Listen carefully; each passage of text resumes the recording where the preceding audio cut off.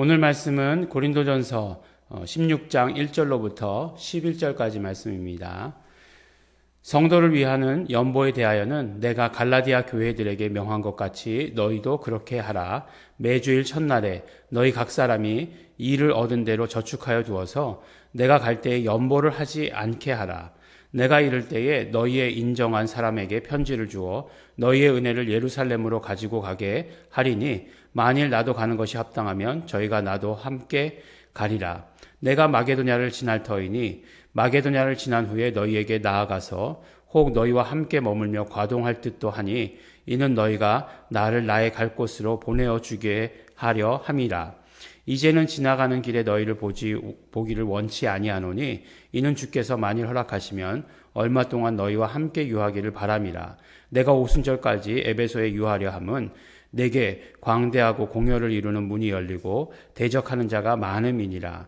디모데가 이르거든 너희는 조심하여 저로 두려움이 없이 너희 가운데 있게 하라. 이는 저도 나와 같이 주의 일에 힘쓰는 자임이니라. 그러므로 누구든지 저를 멸시하지 말고 평안히 보내어 내게로 오게 하라. 나는 저가 형제들과 함께 오기를 기다리노라. 아멘. 네, 이제 고린도전서 16장, 고린도전서는 16장까지 있죠. 네, 그러니까 마지막 장입니다. 마지막 장은 대부분 보면 이제 문안 인사라고 이렇게 대충 이렇게 되는 걸 보게 되죠. 그래서 마지막 부탁의 말, 문안 인사 이런 것들로 이렇게 됩니다. 그래서 많은 사람의 이름이 나와요. 근데 이제 보면 그 많은 사람들의 이름이 딱 여기 한 번만 나오는 경우도 있고 또 이렇게 여러 번 뭐 이렇게 나오는 경우도 있고 하는 것을 이렇게 보게 됩니다.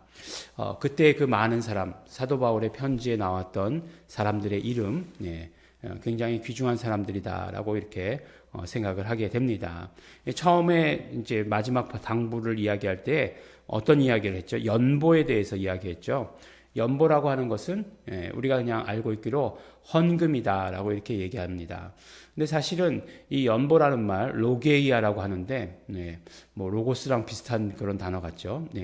비슷하면 거기서 나온 말이 맞을 거예요. 근데 그 연보라고 하는 말 자체가 여기밖에 나오지 않아요. 1절, 2절밖에 나오지 않는 그런 단어입니다. 그러니까 연보라고 하는 단어가 그러니까 로게이아라고 하는 단어가 여기밖에 나오지 않는 거예요. 그러니까 여러 가지를 우리는 연보라고 헌금이라고 번역한 것이죠. 그러니까 이 단어도 있고 저 단어도 있는데 그 단어도 다 연보, 이 단어도 헌금 뭐 이렇게 번역을 한 것입니다.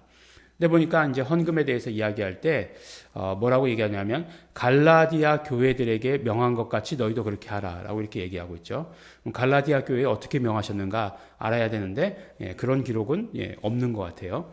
그렇지만 그 내용이 뭔지 알 수 있어요. 어떻게 돼 있죠? 매주일 첫날에 너희 각 사람이 일을 얻은 대로 저축하여 두어서 내가 갈 때에 연보를 하지 않게 하라.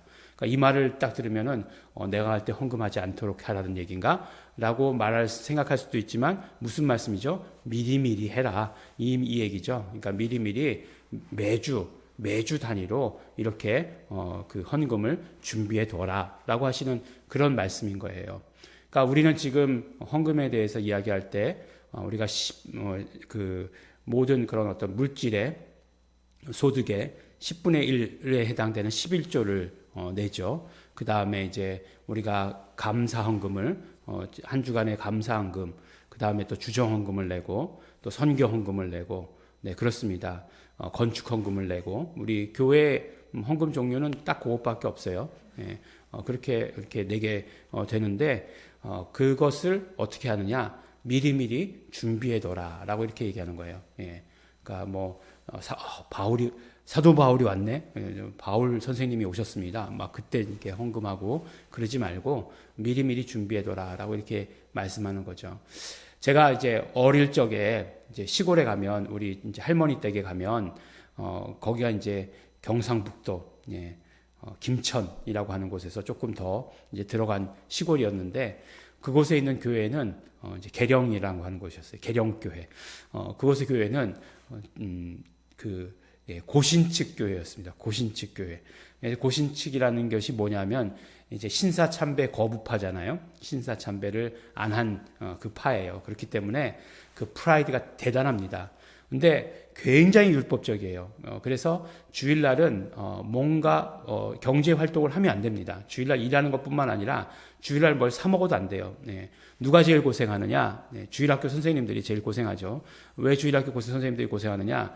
이제 끝나고 나면 주일학교는 대부분 간식 주잖아요. 뭐 간식이 뭐 요구르트 그때 뭐 그런 거 하나씩이었는데 그거를 주일날 못 사는 거예요. 예, 그거 미리 사둬야 되는데 미리 사뒀다 탈라면 어떻게 되는 거예요. 뭐 그러니까 이제 주일학교 선생님들이 간식 주는데 고생하고 그랬다. 뭐 그런 얘기가 있습니다.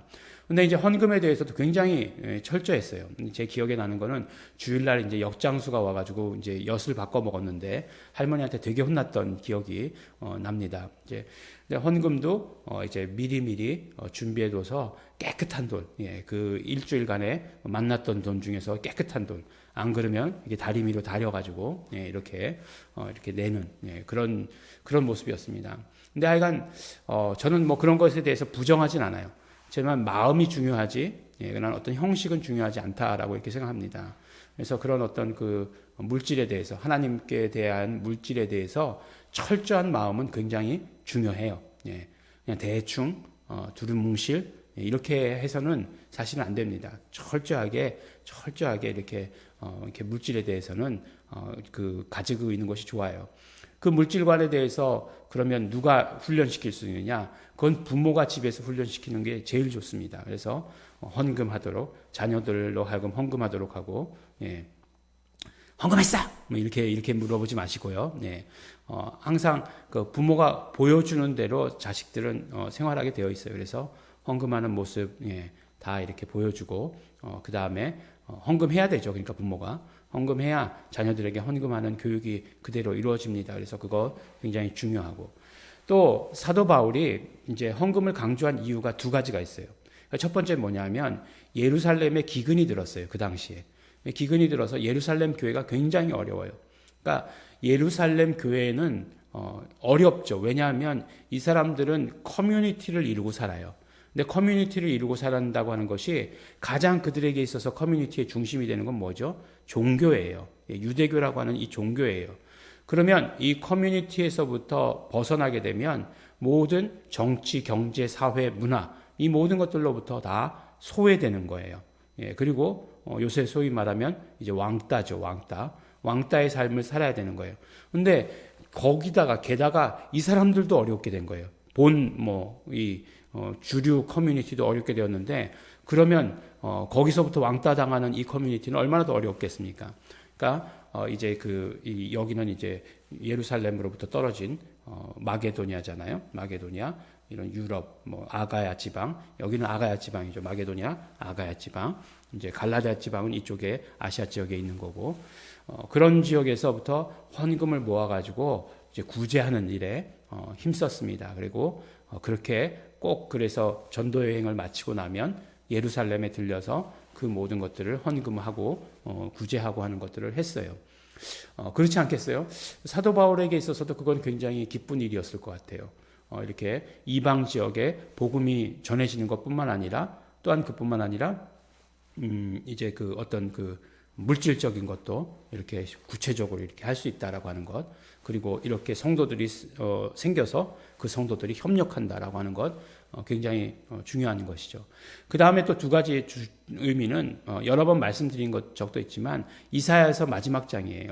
마지막 날이 되면 어떻게 되느냐? 바로 이방인들이 그 헌물을 가지고, 당연히 유대인들은 예루살렘으로 헌물을 가지고 나오고 이방인들도 그것에 동참하게 될 것이다라고 하는 그런 생각이 있었어요. 그렇기 때문에 그런 어떤 헌물을 예루살렘으로 보낸 것에 대해서 굉장히 큰 어떤 의미를 가지고 있다라고 이렇게 생각을 합니다. 그래서 이 헌금에 대해서 그렇게 얘기하고, 또 헌금의 얘기가 나올 때는 항상 또 우리 교인들의 헌금 생활에 대해서 이야기를 합니다. 교인들의 헌금 생활에 대해서 당당할 수 있어야 돼요. 담임 목사가. 그래야 교회가 건강할 수 있습니다. 왜냐하면 이 물질 문제가 우리 신앙과는 정말 뗄래야 뗄 수 없는 그런 관계에 있기 때문에 그래요.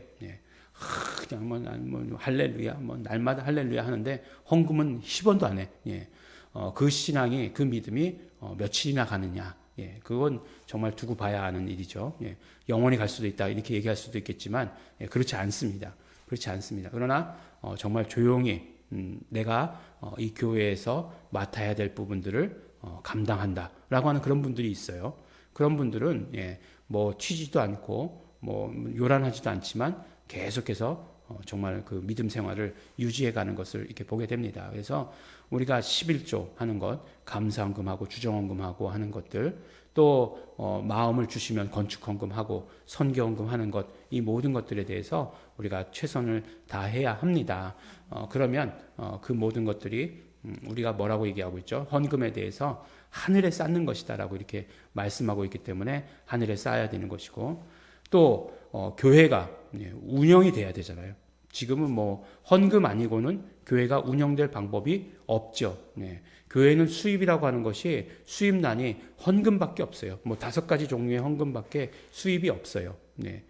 뭐 그런 얘기하는 사람 들었어요. 지금 코로나 시대잖아요. 그래서 보니까 코로나로 인해서 셧다운된 그런 곳들은 소상공인의 뭐 지원 대책이라고 해가지고 뭐 지원금을 나라에서 주고 그러더라고요. 네. 근데 교회는 같이 셧다운됐는데 지원금을 주느냐? 예, 주지 않습니다. 예, 주지 않아요. 그러면 교회는 어떻게 되느냐? 문 닫는 길밖에 없는 거죠. 그래서 실제로 많은 교회들이 문 닫고 있습니다. 근데 교회들이 문 닫고 있는 것 중에 가장 큰 문제가 뭐겠어요? 그렇죠. 물질의 문제가 제일 큰 문제죠. 물질이 없는데 어떻게 하겠어요? 예. 당장 뭐 건물은 있는데 뭐 다달이 월세 낼 돈이 없다. 그럼 문 닫아야 되는 거죠. 예. 그렇기 때문에 교회가 운영이 돼야 되는 것이고, 그런데 교회는 어떤 그 나라의 어떤 지원금 같은 것들을 기대할 수도 없는 것이고, 철저히 하여간 성도들의 헌금 아니면 방법이 없는 것이 교회예요. 그렇기 때문에 정말 우리가 교회를 뭐 내가 요새 어려운데 헌금 안 하면 어때? 뭐 물론 그럴 수 있어요. 그렇지만 그 한 사람 한 사람이 다 모여서 우리가 교회를 이루어간다라고 하는 것을 우리는 기억하셔야 됩니다. 교회에 왜 지원금 안 주느냐 이렇게 얘기하는 사람 아무도 없어요. 네. 마치 뭐 이렇게 뭐 이야기하면 셧다운 같이 했는데 셧다운 할 때 교회들 이렇게 한번 물어보세요. 네. 교회 셧다운 할 때 헌금이 늘었느냐 한번 물어보세요. 그렇지는 않을 거예요. 네. 그렇지는 않을 겁니다. 그렇기 때문에 여러분들께서도 우리가 주일이 제일 가까운 금요일에 새벽기도 때 헌금에 대해서 이야기하는데 또 이럴 때 얘기하지 않으면 뭐 광고 때 뭐 마지막에 헌금하십시오라고 하는 것 어떤 상투적으로 들릴 수도 있잖아요. 근데 이러한 어떤 사정들 같은 것들을 다 공유하는 거예요. 예. 결국 성도들이 헌금하지 않으면 교회는 같이 셧다운될 수밖에 없다라고 하는 것을 우리 늘 기억하셔야 합니다. 그래서 우리가 교회에 받은 사명이 있기 때문에 그 사명을 끝까지 이 어려운 때에도 견디는 내 주정헌금 이것이 뭐 얼마 되겠어? 뭐 이것이 교회를 살리겠어? 라는 생각하지 마시고 그것이 교회를 살립니다. 그러니까 우리가 그 헌금에 더욱더 이렇게 어려울 때 철저할 수 있도록 그래서 하나님께 나의 어떤 믿음을 드러내시는 우리 성도 여러분 되시기를 예수 이름으로 축원합니다. 우리 다른 뒷부분은 얘기도 안 했네요. 우리 디모데, 우리 주일날 디모데 어디서 그 제자가 됐다는 거 얘기 들었잖아요. 예, 루스드라와 더베 그 지역에 있을 때 디모데를 얻었죠. 1차 전도 여행 때. 지금은 2차 전도 여행 때에서 에베소에 머물고 있는 상황이죠. 그때 이제 고린도로 편지한 상황이잖아요. 기억이 안 나시겠지만 고린도전서 제일 처음에 말씀드릴 때 이 편지를 어디서 썼는가? 에베소에서 썼다. 이렇게 말씀을 드렸었어요. 예. 디모데에 대해서 이번 주에 말씀드렸으니까 생각하시면서 우리 서로 이렇게 연결시키면 그때 그 일이고 지금이 그때고 하는 것을 우리 다 기억하실 수 있으리라 생각합니다. 기도하겠습니다. 하나님 아버지 감사합니다.